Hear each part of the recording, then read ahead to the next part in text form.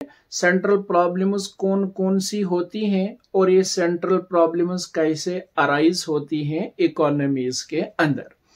पहली बात, जब हम सेंट्रल प्रॉब्लम्स को पढ़ने बैठते हैं तो एक चीज हमें याद रखनी होगी,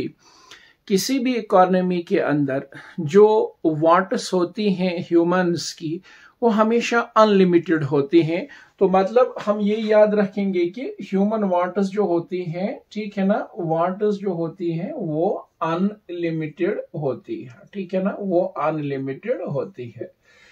ये बात भी हमें यहां पर याद रखनी होगी कि वांट्स को सेटिस्फाई किया जाता है गुड्स एंड सर्विसेज की वजह से, ठीक है ना।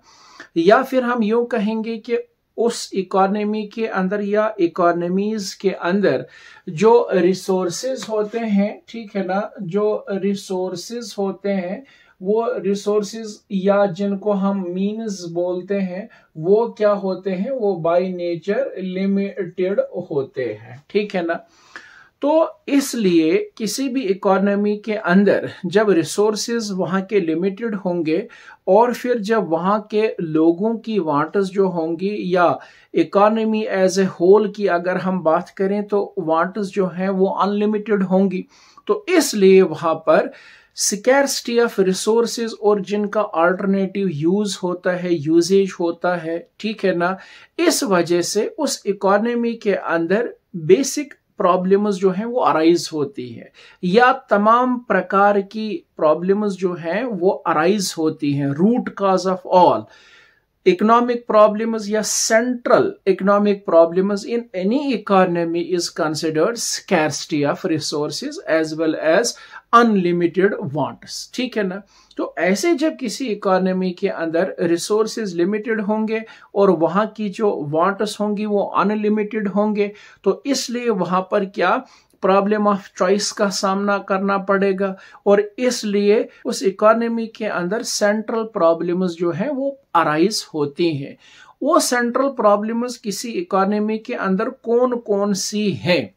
So first central problem of any economy is what to produce, ठीक है ना। और फिर और इस how to produce, for whom to produce, इसके और दो सेंट्रल प्रॉब्लम्स हैं, लेकिन इस वाले लेक्चर में हम what to produce के ऊपर बात करेंगे, ठीक है ना। अभी मैंने आप लोगों को क्या कहा कि किसी इकोनॉमी के अंदर रिसोर्सेज जो है या मीन्स जो है वो लिमिटेड है और जबकि वांट्स जो है वो अनलिमिटेड है, ठीक है ना। ये कंटिन्यूअसली हर इकोनॉमी का हाल होता है। अब व्हाट टू प्रोड्यूस का मतलब ये हुआ कि ये जो इकोनॉमी है, सपोज अगर हम इकोनॉमी ए के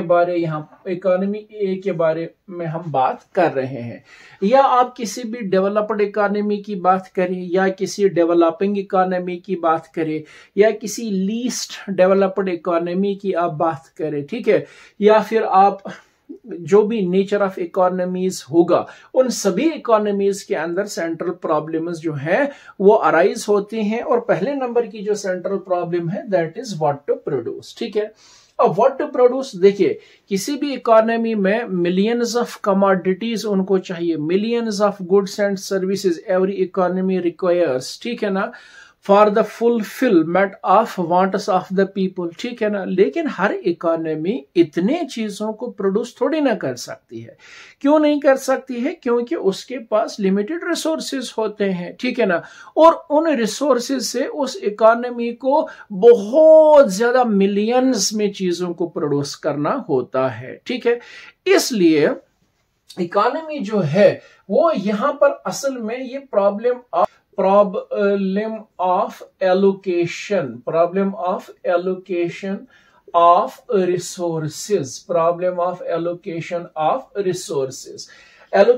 रिसोर्सेज का मतलब ये हुआ कि उस इकोनॉमी के पास जो लिमिटेड रिसोर्सेज हैं उनको वो कैसे एलोकेट करे, उनको वो कैसे इस्तेमाल करे, क्योंकि एक इकोनॉमी को तो मिलियंस में चीजों की जरूरत होती है। अब इकोनॉमी को ये डिसाइड करना पड़ता है, यहां पर अगर हम मोटे तौर पे बात करें कि इकोनॉमी जो है क्या वो कंज्यूमर गुड्स प्रोड्यूस करेगी, ठीक है ना, वो कंज्यूमर गुड्स प्रोड्यूस करेगी, ठीक है, या फिर वो कैपिटल गुड्स प्रोड्यूस करेगी, ठीक है। और इसमें भी कंज्यूमर कैपिटल गुड्स में उसे इस चीज का भी ध्यान रखना होगा कि either to produce luxurious goods, either to produce inferior goods, either to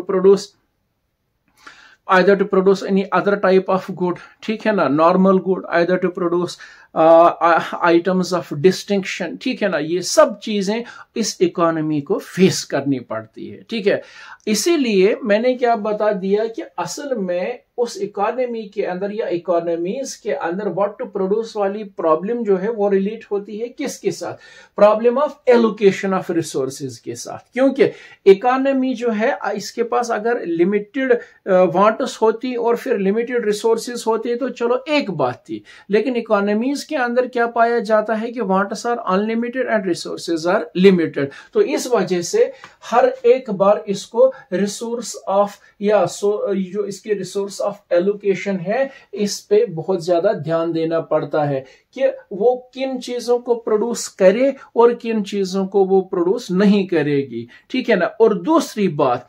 ये कि अगर चीज वो प्रोड्यूस कर रही है तो किस क्वांटिटी के तक, क्योंकि यहां पर क्वांटिटी ऑफ गुड्स जो है ये भी एक प्रॉब्लम है। अब कौन सी चीज कितनी क्वांटिटी में उस इकोनॉमी को चाहिए, ये भी एक बड़ी प्रॉब्लम है, ये भी एक बड़ी समस्या है यहां पर इकोनॉमी के लिए। तो फंडामेंटली हम ये चीज कह सकते हैं, हम इस नतीजे पे पहुंच गए कि असल में व्हाट टू प्रोड्यूस जो है ये प्रॉब्लम मुंसलिक है, रिलेट है किससे, असल में problem of allocation of resources से ना, क्योंकि जो स्कैर्स रिसोर्सेज हैं उनके अल्टरनेटिव यूजेस हैं। तो इसलिए यहां पर इसके दो डायमेंशंस हैं, ठीक है ना। तो वो दो डायमेंशंस क्या है, what goods to be produced, second one what quantity to be produced। यानी यहां पर इकोनॉमी को दो चीजें ध्यान में रखनी होंगी, एक तो ये कि what goods to be produced, what goods to be produced, what goods to be produced with its limited resources, and second one, ठीक है ना, quantity of goods या what goods to be produced and what quantity to be produced, ठीक है ना। दूसरा क्या है, what quantity of goods, what quantity of goods to be produced with its limited resources, क्योंकि इस इकोनॉमी के लिमिटेड रिसोर्सेज हैं और उन लिमिटेड रिसोर्सेज को इसको compete करना होगा डिफरेंट यूजेस में। तो किन चीजों को ये इकोनॉमी बना पाएगी, ठीक है ना, या बनाएगी, और फिर किस क्वांटिटी में बनाएगी। तो ये प्रॉब्लम होती है पहली किसी भी इकोनॉमी के अंदर, जिसको हम क्या बोलते हैं, central problem. So the first central problem in any economy, ठीक है ना, whatever is the nature of the economy, what kind of the economy it is, and the first problem is that is what to produce, what is produce, basically what to produce, yani what to produce is the first economic problem that needs to be addressed by every economy among the all central problems of an economy।